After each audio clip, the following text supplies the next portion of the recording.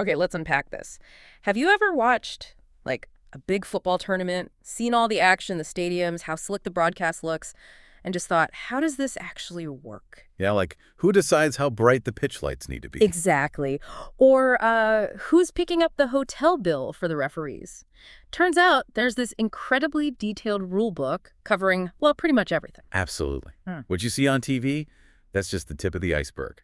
There's a huge, complex machine running behind it all. And today, we're doing a deep dive into that machine specifically, the UEFA Nations League 2024-25 regulations. That's the plan. We want to go beyond the goals and the league tables and really understand the official rules from the UEFA Executive Committee. The nuts and bolts, the rights, the duties, what makes it all tick. We've been digging through the actual regulations document, trying to pull out the key stuff. And it's fascinating. This document, it covers everything, doesn't it? Match scheduling, player registration, stadium specs. Oh, yeah. Pitch requirements, money stuff, commercial rights. It's the whole operational blueprint. It basically sets the stage for the entire competition. The detail is just, wow. Let's maybe start with the basics. Just getting a match played, the logistics, the place itself. Right. Sounds simple, but it's really not. The rules get deep into logistics, infrastructure. Think about just scheduling. Article 20 lays out dates and fixtures. Article 22 does venues and kickoff times. Normally, it's in the host country. But not always, right? I saw something in Article 6 about exceptions. Exactly. They can move a match to another UEFA country. And it's not just for, like, minor tweaks. This is for big stuff, safety concerns, security issues. Or even disciplinary action against a team's home association. Precisely. So that home advantage isn't always set in stone if there are serious problems. Okay. And the pitch itself, that's got a ton of rules, too. Articles 28, 29, 30. Oh, definitely. Big rule. Finals have to be on natural grass, period. But other games? Other games can use artificial turf. Uh-huh. But, and this is a big but, it has to be certified. Certified? Like, what does that mean? It needs the FIFA Quality Pro stamp. Yeah, exactly. That means it's gone through a whole load of test ball roll, how it bounces, shock absorption, grip, trying to make it play as much like good natural grass as possible. So it's about consistency and player safety. Pretty much. And keeping the quality of the football up. Plus, the club or association that owns that pitch, they're totally on the hook for its maintenance, safety, even environmental stuff. Okay, playability and responsibility. And Annex E, that goes into crazy detail about the layout around the pitch, doesn't it? Advertising boards and things. Oh, yes, super specific. Ad boards have to be at least 3 meters back from the touchlines and sidelines, and 1 meter away from the goal net uprights. 3 meters, 1 meter. Why so exact? Well, it's partly safety stopping players crashing into them, especially near the goals. But also, clear sight lines for cameras for the assistant referees. Makes sense. And that annex also maps out the technical areas, the benches, warm-up zones. Everything. Even where the camera should ideally be positioned. Every bit of space around that pitch is planned. And the lights. Article 31. This surprised me. It's not just turn the lights on. There are specific brightness levels they have to hit, measured in.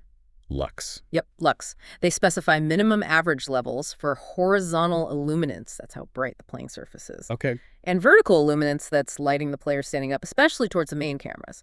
We're talking like 1,400 lux horizontal, 1,000 lux vertical minimums. Wow. And uniformity, too. So no dark spots. Yeah, right. Uniformity ratios, limits on glare so players aren't blinded, even rules about color rendering so kits look right on TV. Why go into that much detail on lighting? It's all about the broadcast, really. High-definition TV, 4K. They need that bright, consistent, even light. It helps cameras perform better, makes replays clearer. And things like VAR and goal line technology probably rely on it, too. Absolutely. Yeah. They need good visibility. The rules even say the floodlights have to be ready for training the day before and switched on 2 hours before kickoff on match day. They even have rules for those fancy LED light shows some stadiums do. Oh, really? Like what? Yeah, they can only use them before the teams warm up, or between the warm-up ending and kickoff, or right after the match. Not during play. Don't want flashing lights distracting anyone or messing with the broadcast. Okay, so pitch is perfect, lights are dazzling. What about the teams getting there and getting ready? More rules. Article 49 says teams have to be at the stadium no later than 75 minutes before kickoff. And that 75-minute mark is important for something else too, isn't it? Article 50, the match sheet. Exactly. That's the deadline. Hand in the official list, 23 players, max starting 11, goalie, captain, subs noted. Plus, up to 11 team officials who can be on the bench or in the technical area. Once that's in, the squads are locked. Right. And training. Article 43 covers that. It does. If a team, say, can't train on the match pitch the day before, maybe it's being protected, they still have the right to at least go visit the stadium, walk around, check it out. And if they have a public training session. Yeah. The rules say the association can't use that session to push their own sponsors or commercial deals. UEFA keeps a tight grip on the tournament's commercial environment. Makes sense. And what about cooling down after the match? Is that guaranteed? Nope. Article 43 says teams can request it, but it's up to the host association to approve it. Depends on logistics, pitch condition, maybe other events. Not an automatic right. Okay. And quickly, referees. Article 56. Yeah, it touches on the referee team, rules for replacing an official if needed, and it confirms the use of VAR and goal line technology. Standard stuff for UEFA now, but it's formally in the rulebook. So, from the type of grass to the brightness of the lights, team arrival times, who's on the bench, the tech the refs use, it's all laid out. It really shows the scale of organization needed. It really does. And that same level of detail carries right through into how the competition actually plays out. The structure, the leagues. Right, the system itself. You've got the league phase, then playoffs, then the knockout stage for the top teams in League A. Articles 16 and 17 cover this bit. Yeah, and those playoffs in Article 16 are super important. They decide who moves up or down between leagues for the next Nations League. How do they work? It's teams from neighboring leagues playing each other. 2 legs, home and away, knockout format. And who plays at home first? The team from the lower league hosts the first leg. Oh, interesting. So maybe a slight advantage playing the second leg away? Potentially, yeah. Aggregate score over the 2 legs decides it. And there's a weird little clause, too. Go on. The League C versus League D playoffs. They get canceled entirely if the teams involved happen to qualify for the 2026 World Cup playoffs through some other route. Huh. So the rules acknowledge how packed the calendar is and how different competitions overlap. Exactly. It shows UEFA trying to manage potential fixture chaos. Then you get to the League A knockout stage, Article 17. This is for the trophy. Right, the top teams. Group winners and runners-up from League A. Yep, all 4 winners and all 4 runners-up go into quarterfinals. These are also 2-legged ties. Home and away again. Who's home first this time? This time it's the group runners-up who play the first leg at home. Okay, so different from the promotion relegation playoffs. And after the quarters. That it's single-leg matches. Semifinals, third-place match, and the final. All played at one neutral venue, usually over a few days. The finals event. Ah, the final tournament. Got it. And there's a draw for the semis. Yes, but with a condition. If the team from the country hosting the finals makes it to the semis, yeah, their match is automatically designated semifinal 1, and they get treated as the home team for that game. A little perk for the host nation then. Right. Okay, and how do they rank everyone overall? Article 19 talks about rankings. They calculate interim rankings after the league phase and final rankings after all the knockouts and playoffs are done. The criteria are in Annex D. It's the usual stuff points, goal difference, goals scored. Standard football metrics. Right. But also head-to-head results between tied teams and, interestingly, disciplinary points. That's mentioned back in Article 15 as well. Disciplinary points. You mean like yellow cards and red cards can actually affect your final ranking? Yes. If teams are level on all the other criteria, their fair play record based on cards received can be the tiebreaker. Wow. So getting booked could literally be the difference between staying up or going down if it comes down to rankings. It absolutely could. It adds another layer, doesn't it? Encourages discipline, maybe. Definitely adds another layer. Okay, this whole structure, the logistics, it all needs funding and clear rules on who controls the commercial side of things. Let's talk about the business end. Yeah, and this is where UEFA's control is really evident. Article 61 outlines the basic financial setup for the league phase, the playoffs, and those League A quarterfinals. How does that split work? Who pays for what? It's pretty clear. The association hosting those matches gets to keep the income from the game itself tickets, mostly. Okay, the gate receipts. Right. But they also have to cover all the organization costs. Stadium hire, security, staffing, and, importantly, they pay for the referee team's board, lodging, and local travel inside their country. Okay, so hosts get the revenue but pay the local bills, including for the refs. What about UEFA and the visiting team? UEFA steps in to pay the referees' international travel costs and their daily allowances.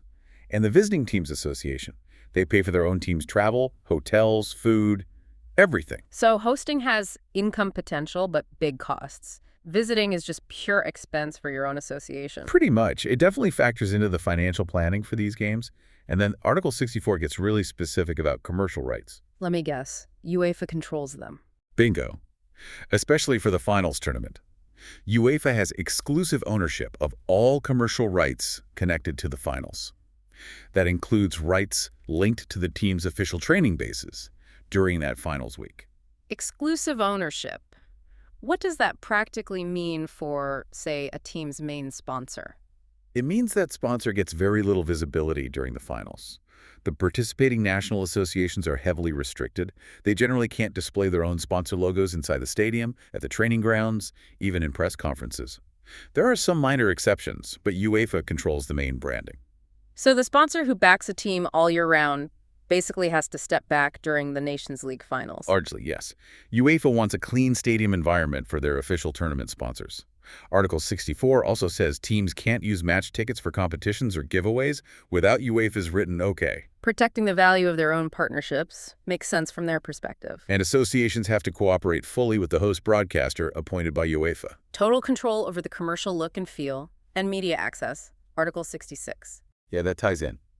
Teams have obligations, daily media activities are required, press conference, mixed zone access for interviews, that kind of thing. And training sessions, can they just lock the media out? Not entirely. They're allowed only one completely closed training session before each match. Any other sessions have to be open to the media for at least the first 15 minutes. So balancing the media's need for content with the team's need for some tactical privacy. That's the idea. Okay, so after navigating all that, the matches, the finances, the media, we get to the rewards. Article 10, trophy, medals, recognition. Right. The trophy itself, the actual one, stays with UEFA, correct? Correct. The winning association gets a full-size replica to keep. And there's something special if a team wins it multiple times. Yeah, a special mark or recognition if they win 3 times in a row, or 5 times total. Acknowledges real dominance over time. But even the replica has strings attached, doesn't it? It does. It's supposed to stay within the winning association's country. Can't go on tour without UEFA's permission. And crucially, it can't be used in any way that gives visibility to a third party, like a sponsor. No photo ops linking a brand to the trophy. Again, protecting UEFA's brand association with the prize. Okay. And medals. Very specific. Article 10 says 40 gold medals for the winners, 40 silver for the runners-up, 40 bronze for third place. 40 seems about right for players and key staff. Yep.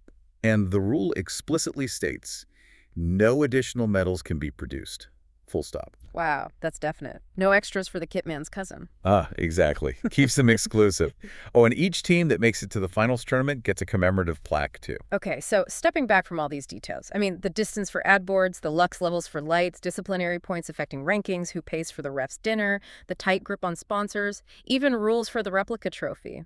It's so much more than just football matches. Absolutely not just matches. It's a huge, planned, regulated operation. This rulebook, it's like the operating system. It's designed for fairness, safety, consistency, yes, but also very much to protect the commercial value and integrity of the competition. Yeah, understanding all this definitely gives you a whole new appreciation for what's going on behind the scenes. The sheer complexity is kind of mind-boggling. It really is. And it makes you wonder, doesn't it? When you see how detailed the financial and commercial rules are, UEFA's exclusivity, the sponsor restrictions, ticket controls. Yeah. How much does that business side, that machinery, actually shape the sporting side we watch?